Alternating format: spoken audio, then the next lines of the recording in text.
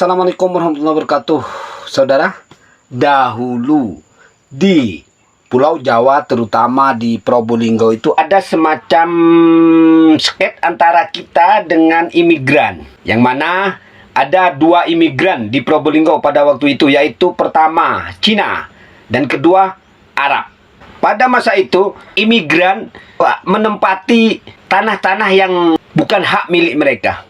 Jadi imigran itu pada masa itu tidak punya kasta. Pertama, kita punya kasta Brahmana, Ksatria, Waisya, dan Sudra. Jadi kalau orang pendatang itu atau imigran, yang pertama kali pada masa kerajaan imigran datang ke Pulau Jawa, terutama ke Probolinggo, itu Cina. Mereka itu tidak punya kasta, bahkan lebih rendah daripada kasta Sudra.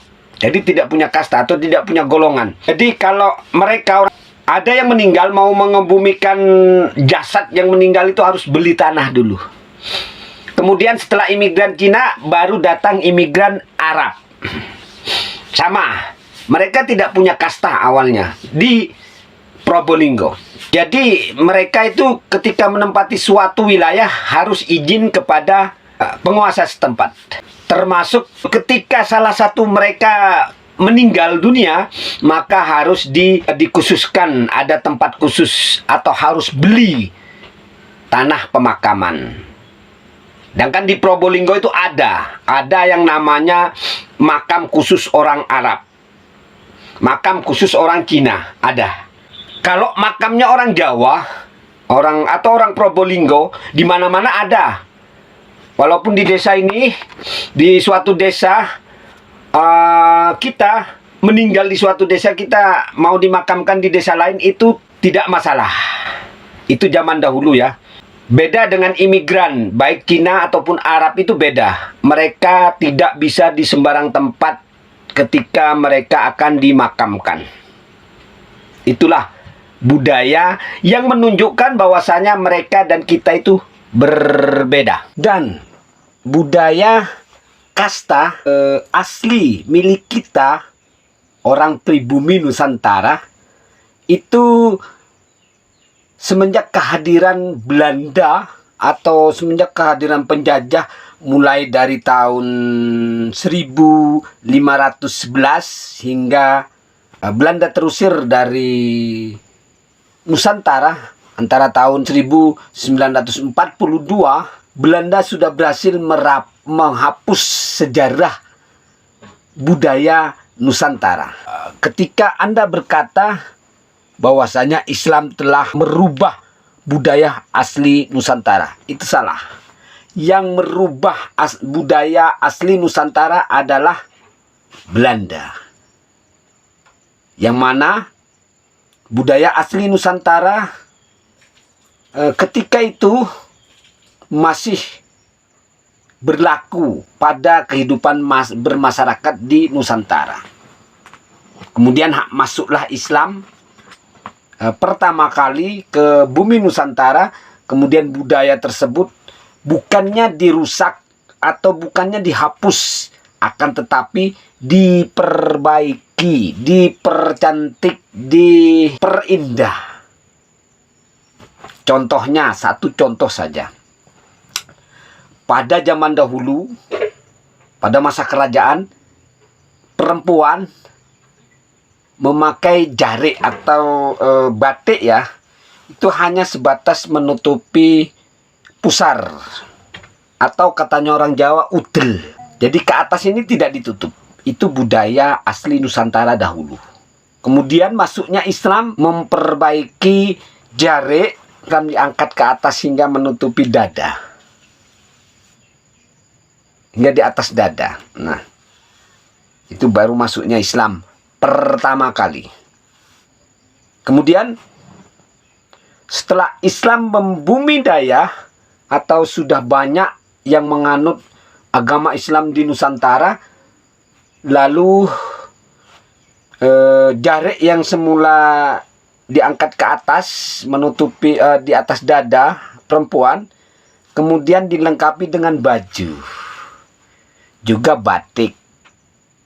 Nah, setelah Islam menjadi mayoritas pada masa itu, baju atau kebaya perempuan itu dilengkapi dengan kerudung. Kerudung ala Nusantara. Kerudung ya, dilengkapi dengan kerudung. Hingga saat ini kita sebut dengan jilbab. Lalu hadirnya Belanda atau hadirnya penjajah, kebudayaan semula ditata bagus oleh Islam dihancurkan kembali oleh penjajah dengan membuat kasta baru, yaitu pertama, kasta tertinggi atau paling dihormati dan harus dihormati, mau tidak mau harus dihormati, yaitu kasta Eropa, bangsa Eropa pertama. Kedua, yaitu bangsa Arab. Ketiga, bangsa Cina. Keempat, yaitu kasta paling rendah. Walaupun sekaya-kayanya kita pada dahulu itu, kita menempati kasta paling rendah pada masa penjajahan. Orang Arab menyebut kita sebagai pinggel atau gelang kaki. Itu dahulu ya, bukan sekarang. Nah, ini ada kasta yang dibuat Belanda ini merupakan sebuah telur yang belum menetas. Yang belum menetas ya. Jadi telur ini suatu saat akan menetas setelah penjajah pergi dari Nusantara. Yang mana telurnya sudah menetas, kasta yang tertinggi ini sudah tidak ada, maka kasta nomor 2, nomor 3 ini saling berebut untuk menjadi paling terhormat di Nusantara. Maksudnya saling berebut pengaruh agar kasta mereka diakui paling tinggi, paling terhormat, dan harus dihormati. Untuk itu membutuhkan banyak sekali data-data sejarah dan bukti-bukti sejarah yang mereka buat sendiri. Sampai di sini, apakah Anda paham?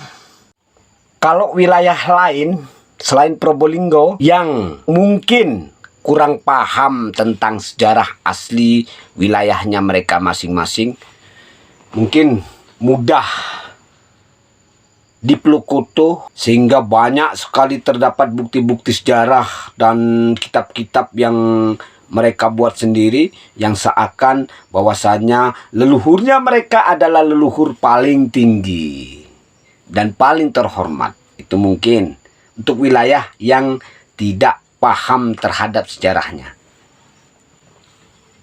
Untuk Probolinggo, tunggu dulu. Kita lihat mulai kapan kalian datang, mulai kapan kalian tinggal, mulai kapan kalian tidur, mulai kapan kalian makan di bumi Probolinggo. Jadi harus ditata dengan baik agar sejarah dan kebudayaan asli Nusantara berjalan sesuai relnya masing-masing. Terutama di wilayah saya, Probolinggo. Oke? Jadi pesan saya untuk kalian yang merasa saja di mana bumi kau pijak, di situ langit harus kau junjung. Wabillahi taufiq wal hidayah. Wassalamualaikum warahmatullahi wabarakatuh.